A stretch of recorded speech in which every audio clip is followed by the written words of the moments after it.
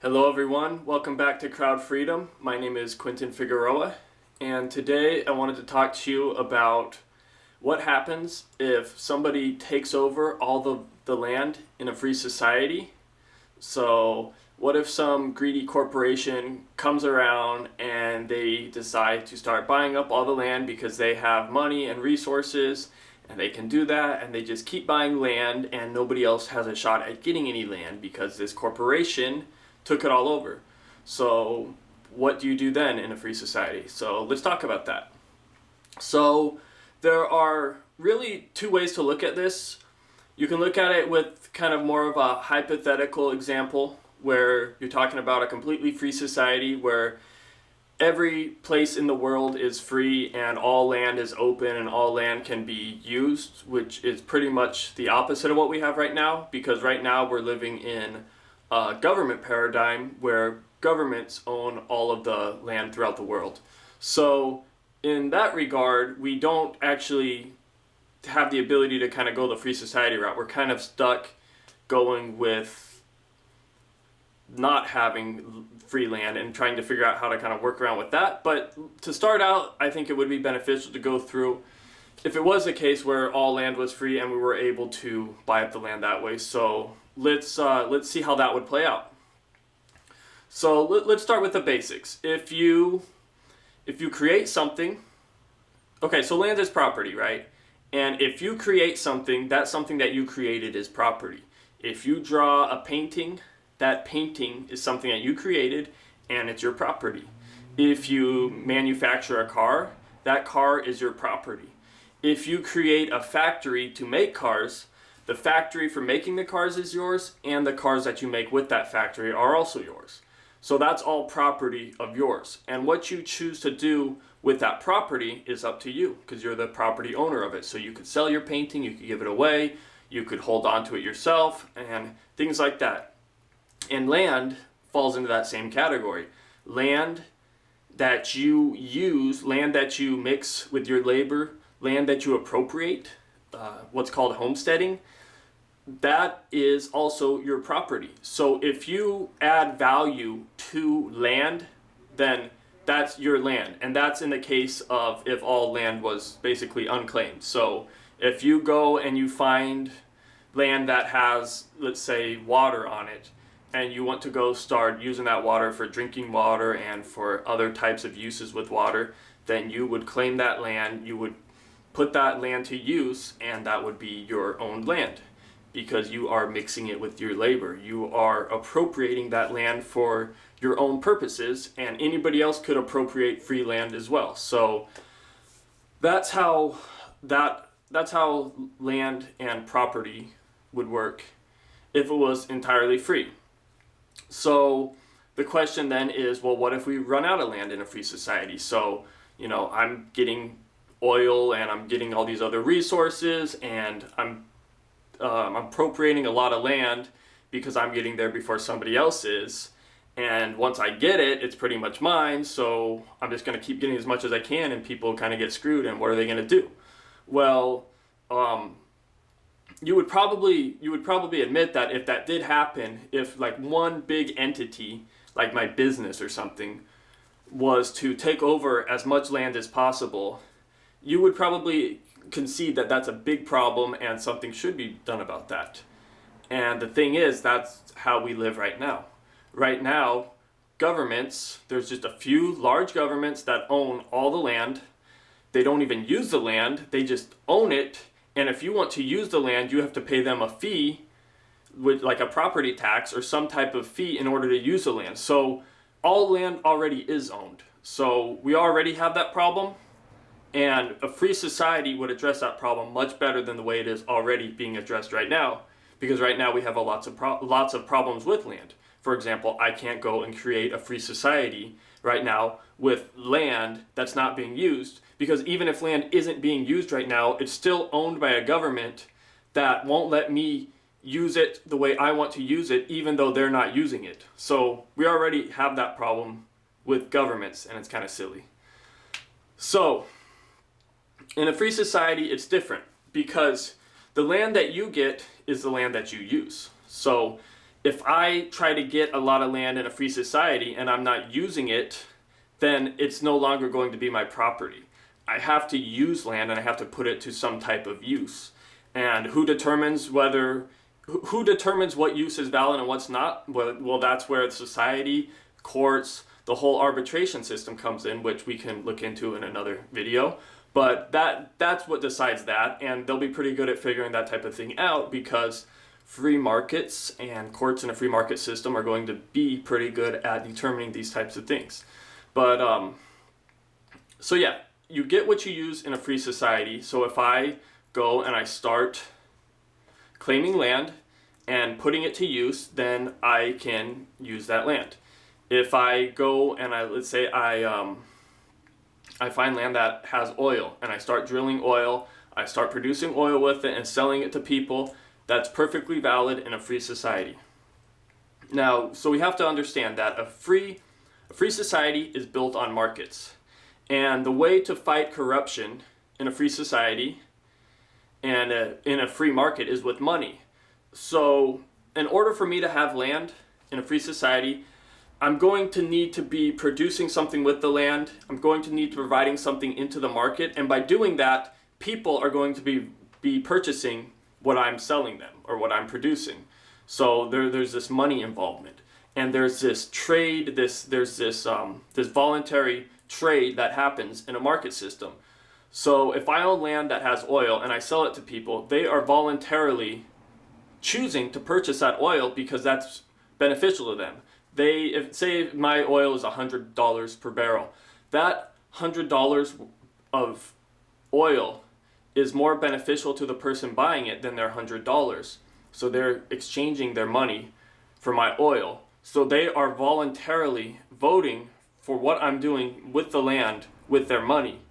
And that is a much better way of determining what is right or wrong for people than the way it works with government voting, where people just vote with their mouth rather than with their dollars.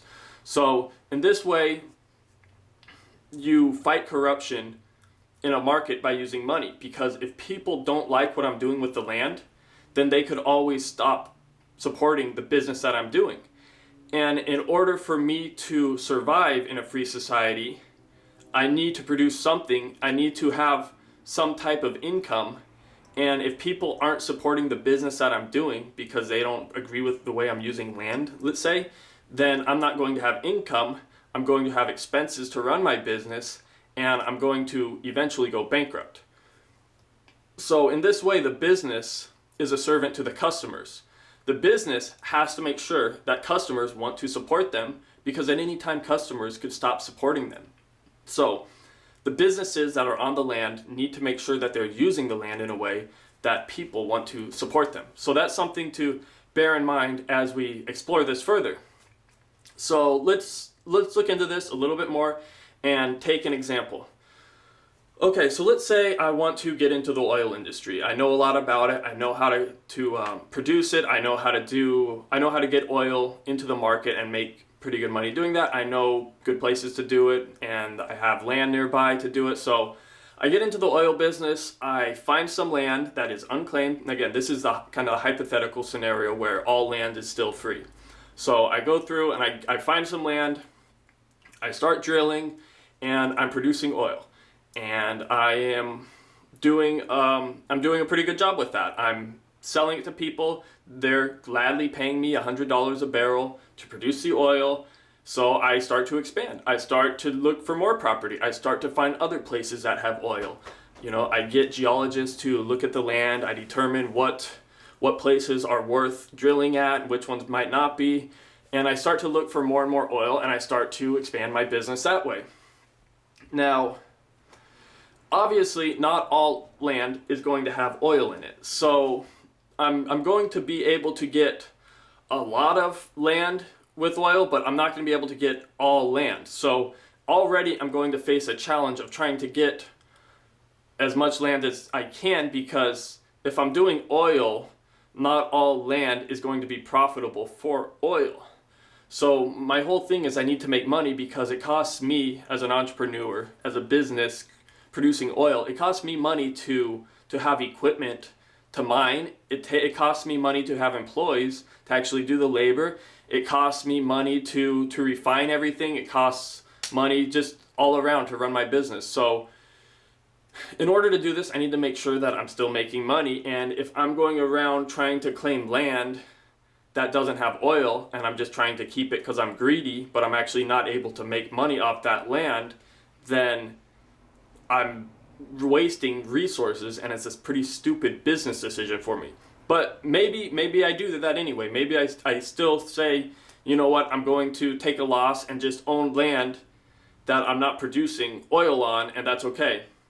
Or let's say maybe even you know what, I'm not going to do land that doesn't have oil. Instead of drilling oil, let me actually start farming there. Let me start setting up farms, let me get livestock, and let me do the whole farming thing. So if I can't do oil because it doesn't have oil, then maybe I'll do farming, or I'll do some other type of business like that. So maybe I try to grow that way. But the problem with that is I'm not going to be good I might not be as good at farming as I am at producing oil. So maybe my farm, even though I'm actually using the land in a way for farming that is valuable, there's also other farmers that I'm competing against that are also producing food for people, and they're going to probably be producing food for their customers that's cheaper and also better for them. It's like better quality. So they're getting more food, better, higher quality food for their dollar than the farms that I own, because I'm not as good at farming. I'm more of an oil guy, and I'm having a hard time producing food through my farm because I'm not as experienced at it. So that's a problem to think about, and it's hard for somebody to be competitive in every business that they're doing, or every business that they're using land to do. So if I'm using land for all these different businesses, it's going to be hard for me to try to make sure all my land is producing a profitable business. So so then you might say, okay, well, maybe I'm not as good at running the business, but why not just buy a profitable farm, and I could just be basically, an investor, or just a private equity firm that owns a portfolio of all these different businesses, and I just oversee them all, and I just kind of sit back and collect a paycheck. So okay, well, let's see that then. So let's say now I started off as an oil guy. I made good money doing that, but now I want to start just buying up as many businesses as possible, and I want to control as much land as possible through businesses that use the land. So I'm going to start buying up some farming companies. I'm going to buy some car manufacturing companies. I'm going to buy up some clothing companies, some housing companies. I still have my oil fields. So I have all these different businesses now in a portfolio of mine, where I'm just sitting back and collecting a paycheck while I control all this land, and I continue to grow it and just buy up as much land as possible. So you have to realize, if I am doing this, which a lot of people would probably fear, they might say I'm building a monopoly, right? The problem is by doing this, all I'm doing is being a good businessman that is making the customers of my businesses happy. So if I really am buying good businesses that are profitable, that means that business is providing something to people that they actually want to spend their money on. So I'm not doing anything bad by having lots of businesses or by being a big business. I'm providing value with each one of my businesses. Maybe some more than others, and that's fine. Maybe some of my businesses might actually operate at a loss sometimes, or they might not be profitable. But the vast majority of my businesses are, and some businesses are really profitable and offset some of those losses of some of my lesser performing businesses. That's still okay too, because in a free market, anybody at any time can still compete against me if I'm doing something bad with my business. So if with my clothing business I try to start screwing people and I start raising the prices, another business can still compete with me. There's still always going to be other businesses competing while I'm competing. So it's not like I can forcibly stop them from competing like you can with a government monopoly. So that's something to realize. It's not even though you're big and you own a lot of land and you're controlling a lot of assets, it doesn't make you a monopoly, because a monopoly would mean that somebody can't compete against me, and that's not possible in a free society, because people always have the option of competing against you in a free society. You can't use force to stop them from competing. The only place we see monopolies are with government and through government protection. That's how monopolies currently operate, and that's where monopolies come from. So monopolies can't exist in a free society that always allows for competition. Okay, so let's say that I still want to grow bigger, and let's say that even though it's not a monopoly, let's just say I want to try to make it a monopoly, or I want to try to take this even further and see what happens. So let's say I have this portfolio of 100 businesses, and they're now, let's say all these businesses are operating on land that's the size of Texas. So I control an area of land the size of Texas with 100 different businesses all doing different things, and I'm some greedy capitalist, right? Okay, so now I see that there's also some other greedy capitalist people like me who also want to control as much land as possible. So, over here there's also, I see there's like 10 other guys that are doing the same thing I'm doing, and they all have these huge multi-corporation entities that they control. They have all this land, and we all get together and we say, you know what, rather than competing against each other in the oil business and the food business, all these businesses, why don't we just collude? Why don't we just bring all our companies together and find a way to basically control all the land ourselves, and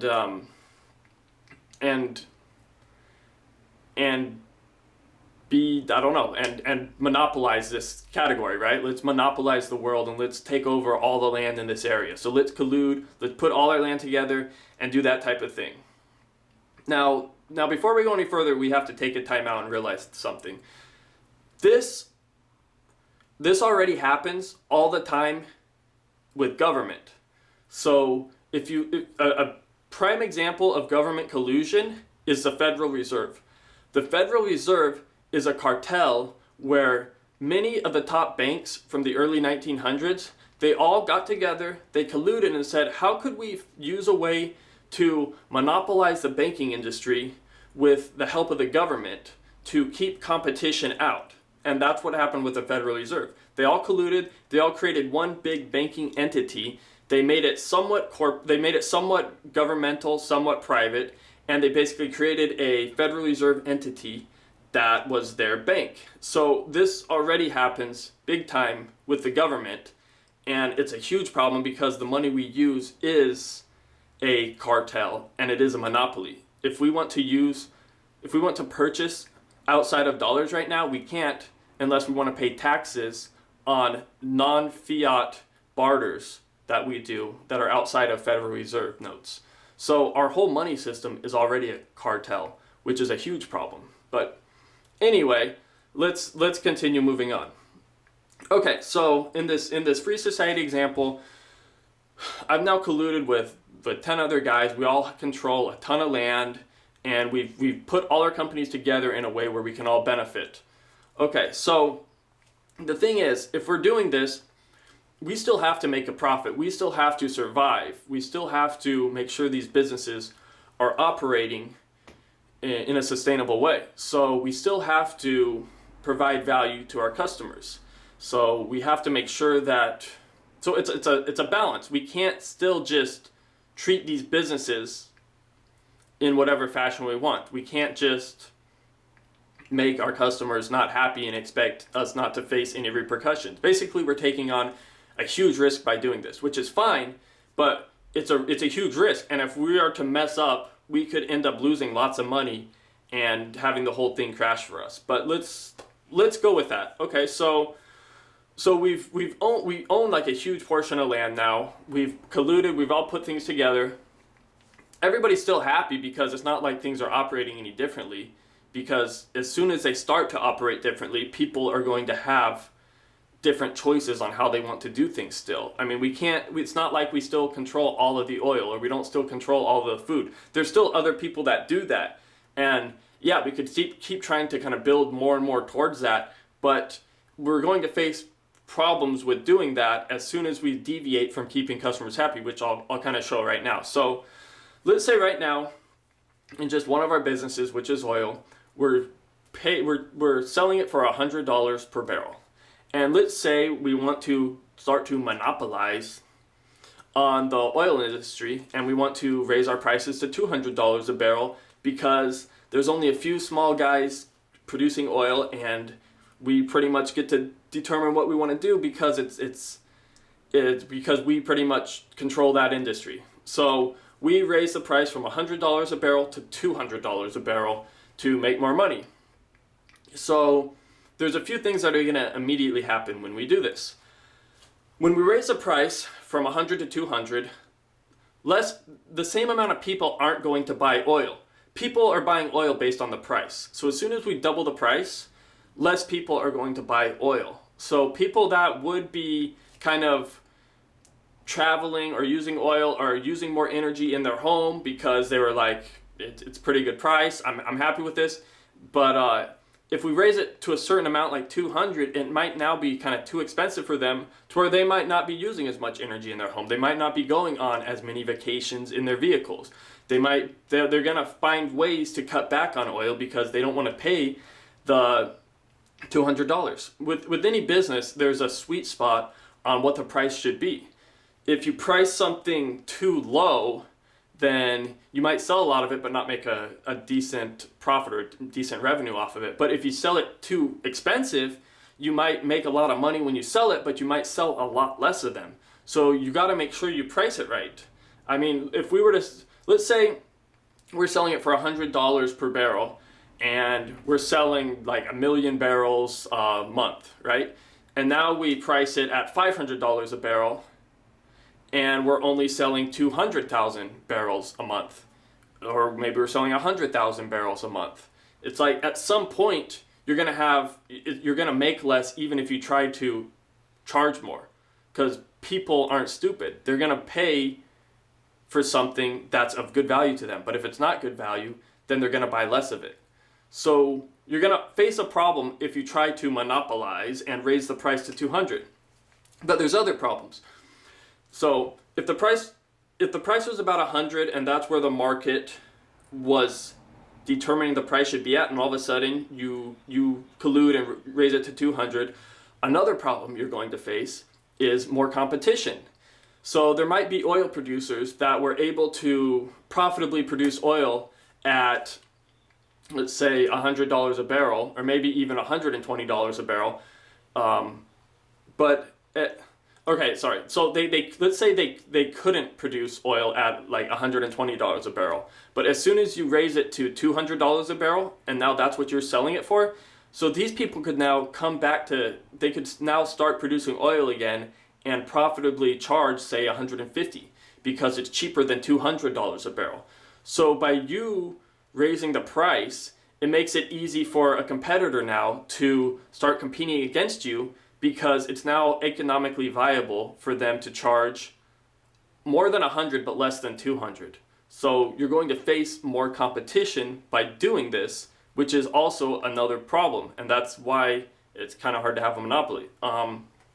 Other things that would happen if you raise the price, say, to 200, and now people are like, oh wow, these guys are kind of crazy. Why are they raising it so high? What's going on here? You might have some other people who are like, the oil, they might put the whole, so you create oil for energy mostly, right? People use oil for energy. By raising the price, people might start to see, you might get some other entrepreneurs that are saying, why don't we just get into the energy industry, but rather than doing oil, why don't we find other ways to do energy outside of oil? Why don't we do some like clean energy type method, right? At some point, depending on how much you raise the price, at some point it will be profitable for another energy alternative to take place. So by doing this, you're bringing in lots of other non-oil competition, to where if you charge too much or you do it for too long, it might be a long enough incentive and a long enough time for competition in other energy fields like clean energy to finally figure out how to do it in a profitable way, in a more, in a, it'll be time for them to figure out how to actually innovate in that industry and basically replace the oil industry, to where you could actually be putting yourself out of business because now these other energy companies come along, and because you raise the price of energy, they're able to make a profit with their new technology, and now it's cleaner, it's better, and it's cheaper for people, and they're going to use that moving forward, and they're not going to come back and use oil even if you were to lower it back down to $100 or $50, because now through the market people have innovated and found ways to produce energy for cheaper than oil, and it's better than oil. So you're facing lots of problems by trying to monopolize and raise the price on something and screw people, because it's not going to happen in a free market. In a government society, yeah, it can happen as long as the government protects you, but in a free society it's not going to happen, because you're going up against the market, and entrepreneurs and the market aren't stupid, and neither are people who are buying things voluntarily with money. So the market is going to outdo you, and you're not going to be able to accomplish what you're trying to accomplish. So this is just with oil. And if you were to try to do this, so you're doing it with oil because you own the land with oil. If you were to try to do this with all the other kind of businesses that you have, that you're using for land, then all of these would face those same challenges. You're going up against a market, competition, people voluntarily choosing who to support. So it's very, very, you can't create a monopoly this way. It's just not going to happen. Because as soon as you start to do an exploit, that exploit creates an opportunity for an entrepreneur to make more money, to make good money, a little bit less than what you're selling it for, but they're going to be able to make good money because you're creating an artificial price that's not what the price should be, and it's a huge opportunity for them to do what you were doing before at the lower price. It's kind of a silly thing to think about, how a monopoly could happen in a free market. It's basically saying people are too dumb to do a business that you already did. It's like people can do that. If you want to raise a price, people can just do what you were doing before, and it's just silly. So that's kind of what happens with the whole land scenario in a free society. But obviously right now we're not in a completely free society. We can't get land this way, and we can't homestead it. We would have to basically, well, there's different options, but we'd have to maybe try to buy land from a government, maybe try to work out some type of partnership deal. We might have to do some type of seasteading, where we're creating like a floating city outside of land, maybe on water. But all of these things are, it's different than the whole kind of free society where all land is free example. And if we were to go this route, it kind of brings up a different scenario. Like if we were to, let's say we were to actually try to go the city route and actually buy up land for cities. Like we went to, like say, some country like Guatemala, and we wanted to buy off like 500 square miles of land, and we paid a price for it, and now we own that land, right? And let's say businesses start to do this type of thing, and they all start to buy up land in different areas, and they all start to buy up all the land this way. I mean, it's kind of, I guess it's not worth going into. You could see how this is still kind of the same thing. If you wanted to try to buy up all the land, you're facing market forces, which is not something that you can beat. So I hope this somewhat made it clear, because I guess I don't know what else to say with it. I've pretty much gone into pretty good detail on it. I hope you can kind of get where I'm going with this. It's hard to create a monopoly. It's hard to buy up. It's hard to take over all the land in a free society because there's always some other guy who's going to be able to compete against you and do it for less, or he's going to be able to do it for the price that you were doing it before you tried to screw everybody. And people who get screwed don't want to be screwed, so they'll stop supporting you. And you just can't do it. It doesn't work. So hopefully that answers the question of what happens if somebody takes over all the land, because that's not going to happen in a free society. It's only going to happen with government, and we already pretty much have that with government. So good luck with that. Adios.